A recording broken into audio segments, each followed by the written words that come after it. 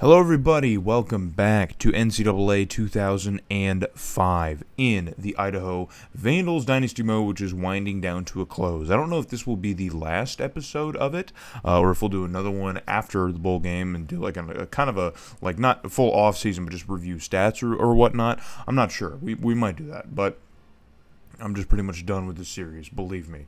And but hopefully we can walk away with a bowl victory today. I think it'll at least end on a high note, and it'd be very poetic against today's opponent, Colorado State, the Rams, because they beat us last year in the Emerald Bowl out in San Francisco. They managed to beat us in crazy fashion, by the way, in heroic fashion.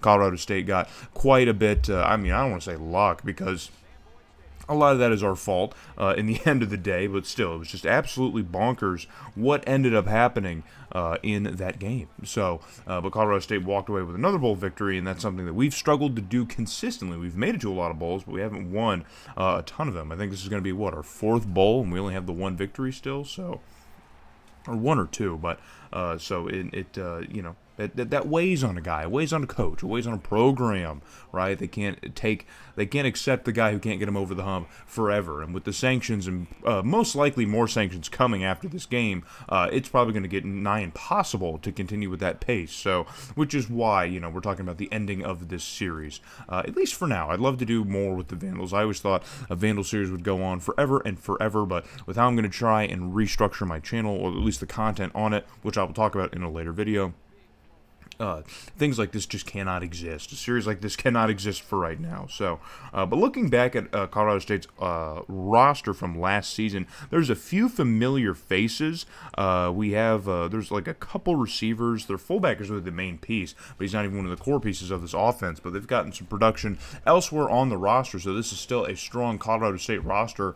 As we're seeing, they're already wasting no time moving the football down the field, as freshman quarterback Herschel McClendon is able to find Felix Mack, a senior who has 139 career yards and 2 career touchdowns. So he's been here for 4 seasons and has done absolutely nothing for this team. It's weird how that's worked. So, but due to an injury in Colorado State's receiving core, we're going to probably see Mr. Mack a lot more frequently on the field, as this time it looks like McClendon hit tight end Javon Wheeler, who is also a senior who is making his first start this season. So he hasn't even started outside of this. I mean, it's just been a weird team, man, with Colorado State. But on a 3rd and 9, our defense comes up big here. Dan Kramer getting in the way of the football, and that's going to force a field goal attempt for the Rams special teams. It's a 41-yarder. The kick is up, and it is good.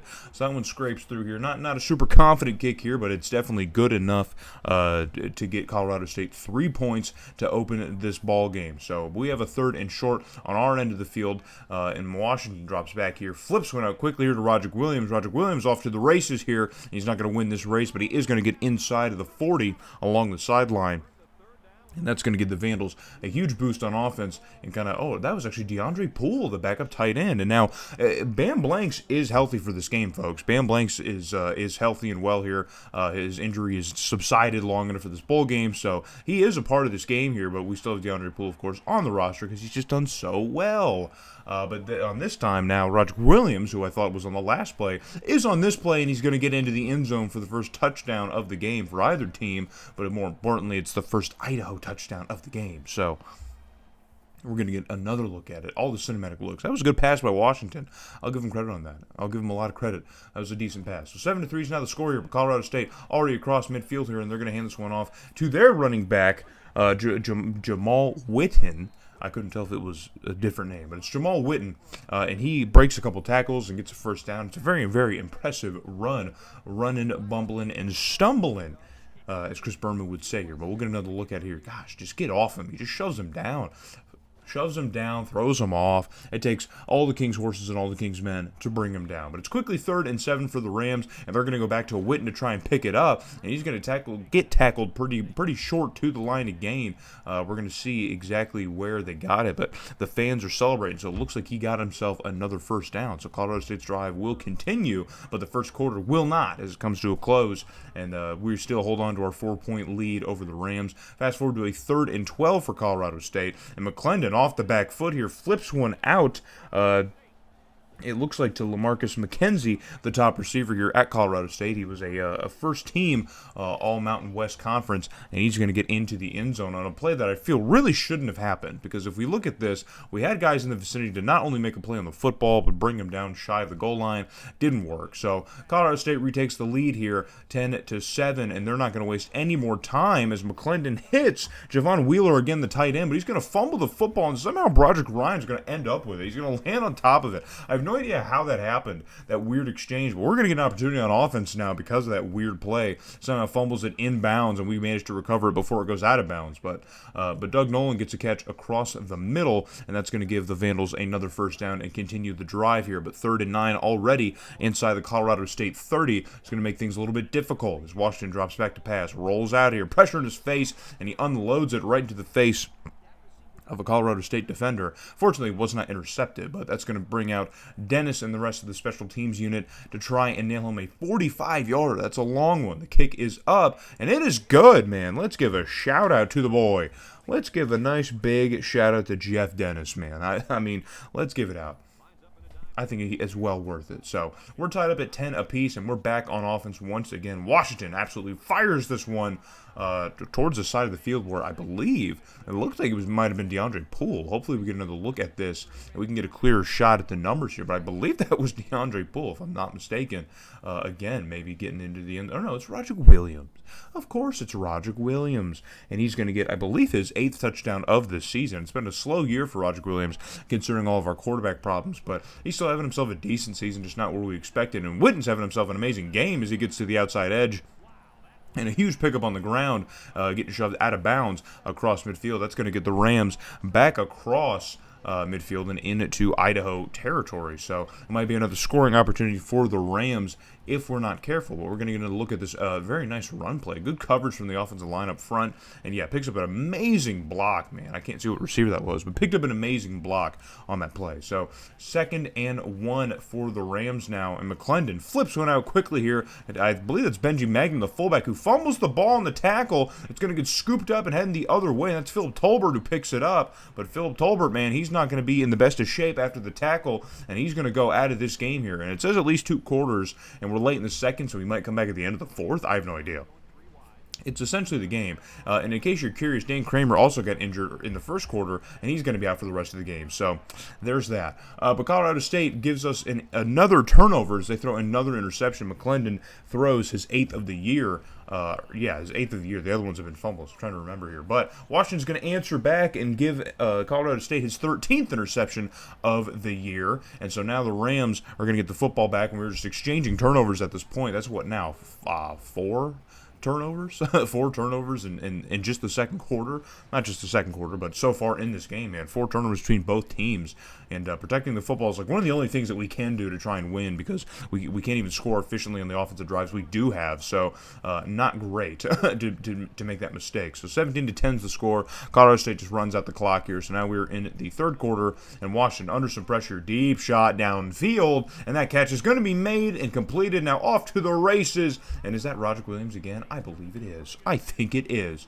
And he's trying to have himself one heck of a Vegas Bowl, because he's tired of losing, man. He wants to win a bowl game. He wants to win something in the Vandal uniform, and I can commend that. So touchdown number, that's C.R. Madison. Oh my goodness, C.R. Madison making a nice catch out of the backfield, and that dude definitely could have dove and maybe made a tackle. I don't know why the CPU doesn't do that more often, but either way, we'll take it. So 24-10 now the score. We have a nice little padded lead, and Washington under some pressure. He's hit as he throws, and they're going to say that was a fumble, and Colorado State's going to land on top of it. So another turnover, and this is deep, man. It's probably at our 16, 15-yard line. Huge blunder, mental mistake here from Washington. Let's go with the football. And so now Colorado State going the other way here, but it's 3rd and 4 already. They're going to hand it off to Witten, juking outside, finding some open space, and spins back inside, and nearly gets brought down across the goal line, but is brought down just short. So we're going to keep him out for at least another play, but Colorado State probably going to punch this one in here. So 1st and goal, we're crowding the box here, but they're going to get off to Witten again, and somehow they're going to say he was in. I'm guessing he was in. I don't know. We'll get the replay, like the little bird's eye view replay, and then you guys can be the judge. Again, I've complained a lot about the hitboxes of the end zone here of NCAA05 and Madden 05. It's weird, but it is what it is. So Colorado State finally answers back, and they're back on offense once again here, and a big deep shot. It's going to get batted around, and it's going to end up in the hands. It looks like Jarvis Fields. I saw a 7. I'm going to guess it was a 37. It might have been Jarvis Fields who comes down with it here, and that's going to be the 6th turnover in this game, man, in just 3 quarters. So who knows what the 4th quarter is going to bring, but we get a huge interception here after Herschel McClendon throws up kind of a prayer of a ball, and that's his 8th on the year. So Washington now looking for some space to run. He finds an opening, and he's going to keep it himself, and he's going to get brought down at about the 10-yard line. So we haven't seen a lot of Washington running the football so much in the previous few weeks here, but he's had his moments. We'll say that. He's had his moments. I guess it's being fair. So 3rd and goal now is going to become for the Vandals still at about the 10-yard line, and Washington fires this one across the middle on a little slant, and that one's going to get batted around and safely fall to the grass. It could have been intercepted again, but it's going to safely fall to the grass as we couldn't get enough of an opening here. Just couldn't hit that window. So bring out Jeff Dennis once again for a nice little chip shot field goal, which is going to be good. And so now we take a 27-17 lead over the Rams, which is a nice lead to have in the 4th quarter, but it's definitely not a sacred one. That can change very quickly. So Colorado State back on offense here, and Witten shot out of a cannon here. Finds some open space. A juke move, and he's into open space once again across the 40, inside the 30, and he's going to get pushed out of bounds just before getting to the 25-yard line of Idaho. And that is a humongous play for the Rams offense, as they are going to get themselves a humongous opportunity here. So, like I said, things can change very quickly for the Colorado State Rams in this game if they can just get a score right now, and that was a huge play. It's going to give them a chance to do so. So, on 2nd and 6, McClendon drops back, and he drops that one into a bucket here to James Casey, the freshman, who does not have a touchdown on the air. He started every game, or maybe not started, but he's been, listed on the roster. I think he's 3rd for the entire season, and he has yet to get a touchdown. And there's going to be his first as he gets a huge one to get Colorado State within 3 points once again of us. And now they're back on offense here just under 3 minutes, so they have plenty of time, but it's 3rd down already here. McClendon takes his time. He's got plenty of time to throw, and that pass is going to be broken up. That pass to LaMarcus McKenzie is going to get broken up by Broderick Ryan, I believe. So bring out special teams once again. The kick is up, and it just scrapes by.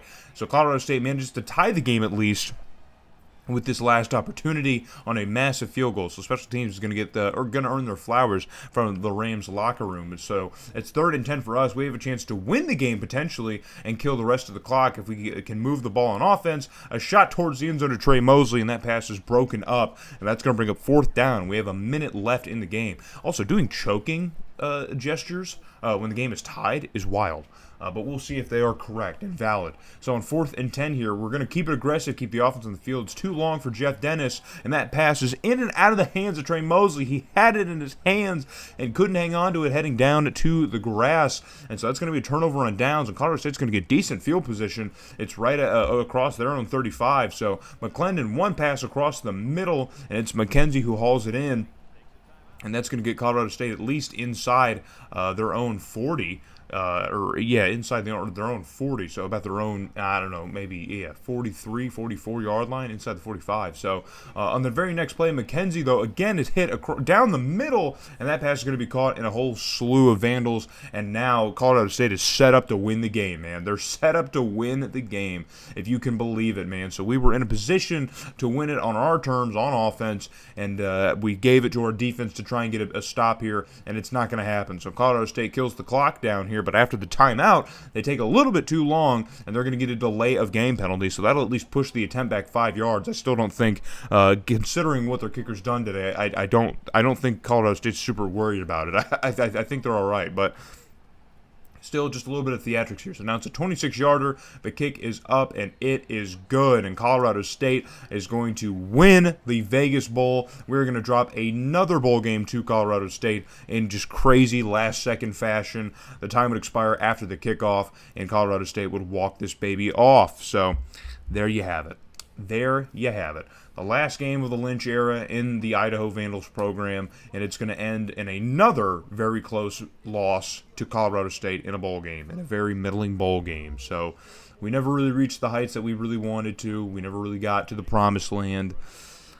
It's upsetting. It truly is. It's very, very much upsetting, but it is what it is, man. That's just how things are going to go here in Moscow. That's how we're going to finish them off. But no, we have some other business to attend to following the conclusion of this game that'll just make this all a little bit funnier, as much as it is bittersweet to be ending things this way. But I think it really is just a sign of the times for the team. I think the team is only going to get worse considering our current sanctions and potential future ones. I don't see a path where the team is going to get a whole lot better. And getting consistent quarterback play in this game has been an absolute freaking nightmare. I know an 80 overall, it shouldn't be like a 4,000-yard passer, but how much we struggled getting Deion Washington to just have a decent, consistent season. It was really, you know what I mean? He might get better over the course of his career here. Like, his junior season might be pretty solid, but, just a lot, leaving a lot on the table here. So, and 3 touchdowns and 280 yards isn't even that terrible, but 39% completion. Dude, what are we doing? You know what I'm saying? Like, what are we doing? Just not great. So, couldn't get much of anything in terms of running the football. Sierra Madison had himself a great day. Receiving the football, great day, but running the football just wasn't a thing that we could do consistently this year either. A lot of numbers. So, and here we go. Here are the new sanctions. 25 less scholarships for the next 2 seasons. We're still not on TV for another 2 more years. And now we can't play a bowl or championship game for 2 more years. And now, the 25 less scholarships, I'm pretty sure you're only given 25 scholarships to offer every season. So this is basically just saying you can't recruit for 2 more years. You just can't recruit. So, that's why I'm ending this, because now we can't even, play the game. I just have to let the team get bad. You'd get fired, and But funnily enough, they're going to offer us a 5-year contract extension after the season. So the prestige went up despite us losing, and they want us on board. I think we have 1 more year on our contract, so they're signing us for 6 more years, essentially. They're taking the last year of the last contract and giving us 5 more years. So, ridiculous. Absolutely ridiculous. We've done well against the rivals. I guess that's good. We have a winning record against top 25, which I didn't know. Yeah, we got 5 bowl bids, and I think we only have 1 or 2 bowl victories. And the conference title that we have is in the Sun Bowl. We have yet to win the Pac-10, so I don't know what they're seeing, but they're not seeing what I'm seeing. So here's a couple of records that are broken, but that's going to essentially do it for the series here. I guess you guys can let me know if you want a final kind of stat type of video. Otherwise, the series is going to be over, and then we'll just have another Bama or Raiders video on Friday. And hopefully you guys enjoy that, because we're going to focus on those 2 series moving forward now as this one gets out of rotation. So South Carolina is your last national champion in a same conference national championship for some reason. So that's going to be it.